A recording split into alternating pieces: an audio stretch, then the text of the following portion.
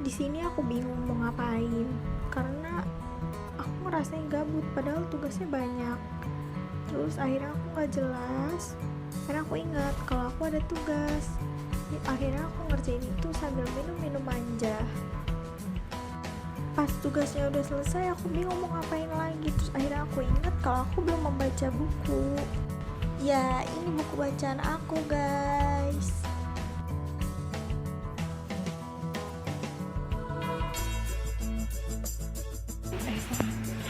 Assalamualaikum warahmatullahi wabarakatuh. Perkenalkan, saya Marsanda Rosi Rahmawati dari Universitas Pendidikan Indonesia, jurusan Ilmu Pendidikan Agama Islam, akan mereview buku.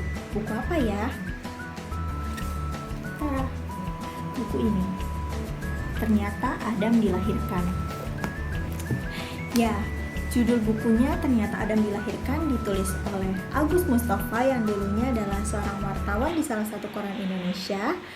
Beliau lahir dan besar di Malang. Beliau merupakan lulusan Fakultas Teknik, jurusan Teknik Nuklir, Universitas Gadjah Mada, Yogyakarta. Buku ini diterbitkan pada bulan Mei 2007 dengan menggunakan gaya bahasa yang cukup mudah dibaca dan dipahami oleh banyak orang. Buku ini diterbitkan pada bulan Mei 2007 dengan menggunakan gaya bahasa yang cukup mudah dibaca dan dipahami oleh banyak orang. Buku ini diterbitkan oleh Padma Press. Buku karangan Agus Mustafa yang berjudul Ternyata Adam Dilahirkan ini memiliki 256 halaman dan terdiri dari 5 bab. Di setiap babnya terdapat bahasan yang cukup logis dan cukup bisa diterima oleh masyarakat. Fokus bukunya ada Kabut Tebal Sejarah Manusia, Sejarah Bumi, Penciptaan Manusia dalam Quran, Membuka Tabir Genetika, yang kelima Adam Dilahirkan. Banyak beredar legenda jika Adam adalah manusia pertama yang terbuat dari tanah liat dan diciptakan langsung ditempatkan di surga. Sedangkan Hawa diciptakan dari tulang rusuk Adam. Mereka berdua hidup di dalam surga dan dilarang untuk mendekati apalagi memakan buah terlarang. Tetapi suatu ketika mereka tergoda oleh setan untuk memakan buah larangan tersebut. Maka setelah itu mereka diturunkan oleh Allah ke bumi. Fokus yang disampaikan oleh penulis adalah sebagai berikut. Yang pertama, sebenarnya di manakah Adam dan Hawa diciptakan, di surga atau di bumi? Kedua, kalau di surga yang mana? Apa bedanya dengan surga akhirat kelak? Yang ketiga, ataukah surga yang dimaksud dengan surga Nabi Adam itu adalah sebuah taman yang indah di muka bumi sehingga bahan dasar penciptaannya pun dari tanah di bumi? Yang keempat, lantas bagaimanakah proses penciptaan Adam dari tanah? Benarkah dibentuk seperti boneka, ditiupkan ruh, kun fayakun, kemudian jadi manusia dewasa? Yang kelima, benarkah Hawa diciptakan dari tulang rusuk Adam? Diucapkan kun lantas menjadi manusia dewasa seperti Adam? Yang keenam, bagaimana pula setan atau iblis bisa masuk ke dalam surga untuk mengganggu Adam? Ya, bagaimana mungkin setan bisa masuk ke dalam surga? Bukankah surga semestinya tidak bisa dimasuki setan? Benarkah karena mereka menyamar menjadi ular sehingga tidak diketahui Tuhan? Yang ketujuh, benarkah Adam dan Hawa diusir dari surga karena perbuatan dosa memakan buah itu, sehingga seandainya mereka tidak memakan buah itu, kita semua keturunan Adam mestinya masih hidup di surga selamanya? Kalau begitu, apakah Tuhan tidak berniat untuk menjadikan Adam sebagai penduduk bumi sejak awal? Hanya kebetulan? Yang kedelapan, dan benarkah Adam adalah manusia pertama yang menurunkan kita semua? Apakah sebelum Adam ada kehidupan lain? Masih banyak lagi yang ingin disampaikan oleh penulis tentang Adam dan Hawa. Namun jika pembahasan tersebut dijadikan satu, maka akan membuat para pembaca merasa bosan.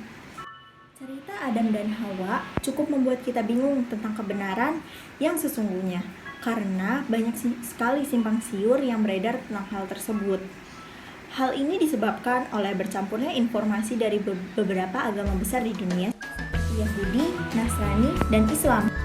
Setiap beliau ingin menjabarkan sesuatu tentang ilmiah, pasti beliau menyandingkan dengan ayat Al-Quran. Hal ini dikarenakan ilmu ilmiah semua ada di dalam Al-Quran. Sains dan Al-Quran seperti tidak bisa dipisahkan.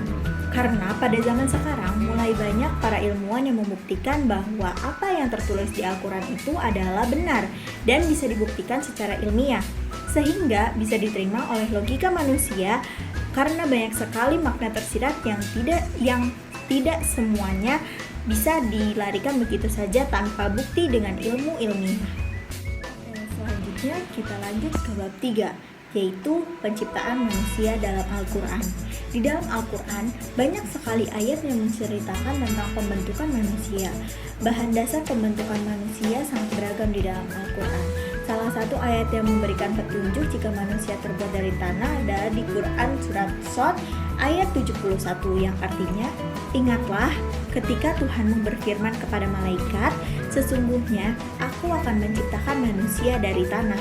Namun, perdebatan mulai saat kita memikirkan bahwa manusia ini dilahirkan melalui perantara ayah dan ibu, melalui pembuahan biologis. Tetapi, pada Al-Quran, surat Al-Mu'minun ayat 12, yang artinya, "Dan sungguh kami telah menciptakan manusia dari saripati berasal dari tanah." Allah memberikan gambaran bahwa manusia tidak semata-mata terbuat dari tanah untuk membangun gedung dan lain sebagainya, melainkan dari saripatinya. Hal tersebut bisa terjadi karena dipengaruhi oleh suhu dan proses yang cukup panjang. Allah menegaskan manusia diciptakan melalui tingkatan tertentu. Allah secara eksplisit menyebutkan bahwa manusia diciptakan dengan cara menumbuhkan dari tanah bumi. Allah menegaskan bahwa suatu ketika manusia akan kembali lagi ke asalnya, yaitu tanah bumi. Oke, kita lanjut ke bab kedua, yaitu sejarah bumi. Pada buku ini, penulis memikirkan tentang mengapa Tuhan memilih bumi sebagai tempat semua makhluk, padahal banyak sekali tempat yang bisa digunakan selain bumi. Alam semesta ini sangat luas, bumi hanya bagaikan butiran debu. Keanehan yang paling mendasar adalah mengapa bumi sangat ideal untuk digunakan sebagai tempat tinggal manusia dan makhluk hidup lainnya. Mengapa tidak planet lain? Planet bumilah yang memiliki fasilitas yang sangat amat lengkap. Di bumi terdapat daratan, lautan, sungai, dan lain sebagainya yang tidak dimiliki oleh planet lain. Sungguh luar biasa ciptaan Tuhan ini. Bumi memiliki fasilitas yang amat sangat baik untuk manusia. Contohnya adalah air dan udara yang sangat melimpah, dan itu semua gratis. Lapisan-lapisan bumi juga sangat banyak. Hal ini seperti sudah disiapkan untuk menghadang benda asing yang ingin masuk ke bumi. Pada jutaan bahkan miliaran tahun yang lalu, bumi ini adalah planet yang mati, yang sangat amat panas. Terdapat realita yang mengejutkan pada makhluk hidup di muka bumi ini ketika dilihat dari sudut pandang biomolekuler, yaitu ternyata materi penyudur terkecil seluruh jenis makhluk hidup ini adalah DNA. DNA adalah rangkaian molekul protein kompleks yang tersusun dari sejumlah asam amino. Susunan ini membentuk kode yang memiliki arti dan makna, yaitu perintah bagi sel baik pada tumbuhan, hewan maupun manusia. Segala aktivitas manusia ternyata direkam oleh alam sekitar. Terdapat rekaman yang berlangsung selama hidup kita. Yang pertama adalah rekaman oleh struktur alam. Yang kedua, rekaman dari struktur otak. Yang ketiga adalah rekaman dari struktur genetika. Sejarah manusia modern muncul perdebatan sengit di seputar asal-usul kehidupan makhluk di muka bumi. Terdapat dua kelompok besar, yang pertama kelompok agamawan dan yang kedua adalah kelompok ilmuwan. Dari kedua kelompok tersebut memiliki perbedaan pendapat. Lanjut ke bab terakhir, yaitu Adam dilahirkan. Pada bab ini penulis sangat Oke, kita lanjut ke bab terakhir, yaitu Adam ternyata dilahirkan.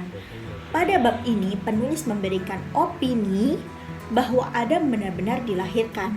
Hal ini didasarkan pada Quran surat Al-A'raf ayat 71 yang memiliki arti, "Sesungguhnya kami telah menciptakan kamu sekalian, lalu kami bentuk tubuh kalian, kemudian kami katakan kepada para malaikat, bersujudlah kamu kepada Adam, maka mereka pun bersujud kecuali iblis. Dia tidak termasuk mereka yang bersujud." Penulis sangat yakin jika Adam manusia yang memiliki bentuk tubuh, wajah, dan pikiran yang sangat sempurna dibandingkan dengan spesies lainnya atau yang kita sebut dengan manusia purba. Pada dasarnya saya belum setuju sepenuhnya dan percaya jika penulis beropini bahwa Adam dilahirkan. Saya masih perlu membaca beberapa sumber lain untuk dipelajari dan dibandingkan dengan sumber lain dan bukti yang kuat. Untuk saat ini, jika kita berdiskusi tentang hal ini, sebaiknya dihindari karena kita belum menemukan sumber dan dengan bukti yang akurat untuk dibahas dengan orang lain. Sejauh ini, saya menyarankan kalian untuk membaca buku ini lebih lanjut biar kalian bisa memahami lebih lanjut, karena menurut saya itu yang bisa saya sampaikan ke kalian. Kurang lebihnya mohon maaf. Kalian bisa langsung beli aja terus kalian baca. Terima kasih. Assalamualaikum warahmatullahi wabarakatuh. Dadah.